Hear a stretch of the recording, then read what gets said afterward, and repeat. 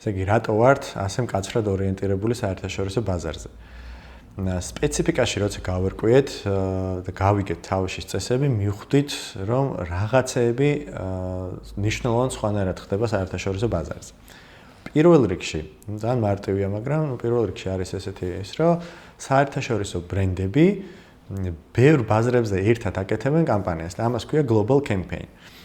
მაგალითად, Coca-Cola, Nike, Volvo, რაღაცები აკეთებენ კამპანიას, რომელსაც აკეთებენ ერთხელ ერთ კრეატიულ სააგენტოსთან ერთად, რომელიც მერე ადაპტირდება სხვა ბაზრებზე. და როდესაც შენ მუშაობ, შენ აკეთებ რეკლამას ან სხვადასხვა ბაზრებისთვის, ჯამში დიდი ბიუჯეტი გაქვს. ანუ შეუძლებელია ერთ ბაზარზე მომუშავე ბრენდს გქონდეს კარგი ბიუჯეტი, ან იმდენივე ბიუჯეტი. შეუძლებელი არ არსებობს ეგეთი რაღაც ბიზნესის მას ეწინააღმდეგება ლოგიკას, ხო? იმიტომ რომ იმდენი მოგება არ აქვს ერთ ბაზარზე, რამდენიც სოფლიო ყველა ბაზარზე ერთად აქვს. ამიტომ ესე ზემოთ თუ ვივლით, ხო, კრეატიული სააგენტოსთვის ყველაზე ზემოთა პოზიცია არის, რომ იმუშაოს გლობალ კამპანიას.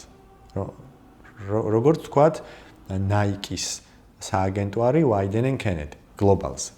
იქ რაღაცა ლოკალებსაც აკეთებენ, შეიძლება ამერიკას თავისი კამპანია ქონდეს, ნიდერლანდების თავისი კამპანია ქონდეს, რაღაცა აგერ საუდის არაბეთში რაღაც გააკეთეს, მაგრამ ჯამში ერთად მუშაობენ ამ ყველაფერზე და ეგ არის საინტერესო ბიზნესისთვის.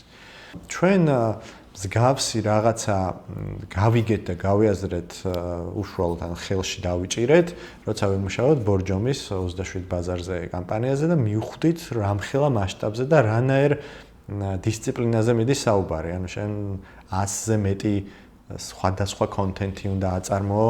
მაგალითად ბორჯომის ჩვენი ბოლო კამპანია, ბოლოს წინა კამპანია, რომელიც იყო თინა დალაქიშვილი და ვინსენტ პერესი რო თამაშობენ.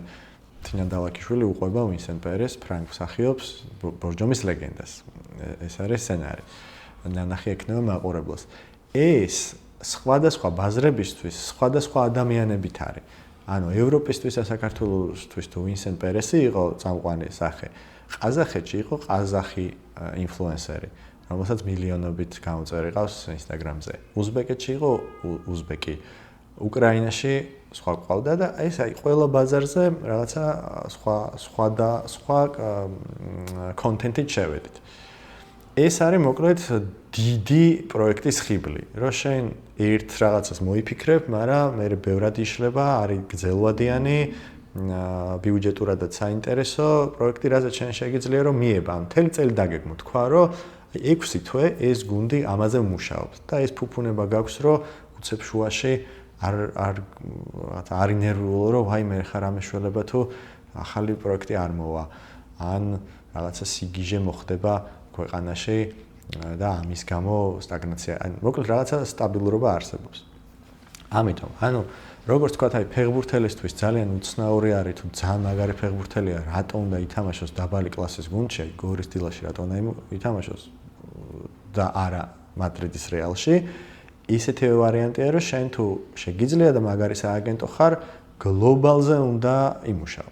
გლობალზე თუ არ მუშაობ, გაუგებარია საერთოდ. მე მქონდა შეხვედრები, აი მაგალითად მარტინ სორელს შევხვდი, S4 კაპიტალის დამფუძნებელი ჩვენი ინდუსტრიის მამაწოდებული ბიზნესმენი არის, რომ აი ბიზნესის პერსპექტივაში მელაპარაკა საქართველოსზე და ჩვენ შესაძლებლობებზე. მან პირდაპირ მითხრა, რომ მეგობარო, ყავს საერთაშორისო ბრენდი, რომელიც ევროპაში და ამერიკაში ან სამხრეთ ამერიკაში არის შენი აკაუნტი. მეთქი არა. ხო, მაშინ არ მაინტერესებს. და ამიხსნა, რომ მარტო ერთ ბაზარზე ორიენტირებული თუ რა პატარა ბაზრებზე ორიენტირებული სააგენტო არ არის საინტერესო და ჩვენ ლიგაში რო გადმოხვიდე, უნდა დიდ თამაშში შემოხვიდე. მაყურებლისთვის რო გასაგები იყოს, ეს დაახლოებით იმას გავს, რომ თქვათ რომელიმე ქსელურმა ბრენდმა, თქვათ აი სუპერმარკეტების ქსელმა მაგნიტმა იმუშაოს სააგენტოსთან მხოლოდ ერთ ფილიალზე. ანუ ლივინგსტონი იმუშაოს მხოლოდ საბურთალოს მაგნიტს და დანარჩენ რაღაც დიდუბის და გლდანის მაგნიტებს არ იმუშაოს. აი ხო ძალიან უცნაურად და არაადეკვატურად ჟღერს. ზუსტად ესე არის დიდ ბიზნესში, როცა შენ ამბობ, რომ აუ მე მაგარი სააგენტო ვარ, მაგრამ მარტო საქართველოში ვმუშაობ ბრენდებზე, ძალიან გაუგებარია. მაგარი თუ ხარ, უნდა შეგეძლოს სოფლიო მასშტაბით მუშაობა.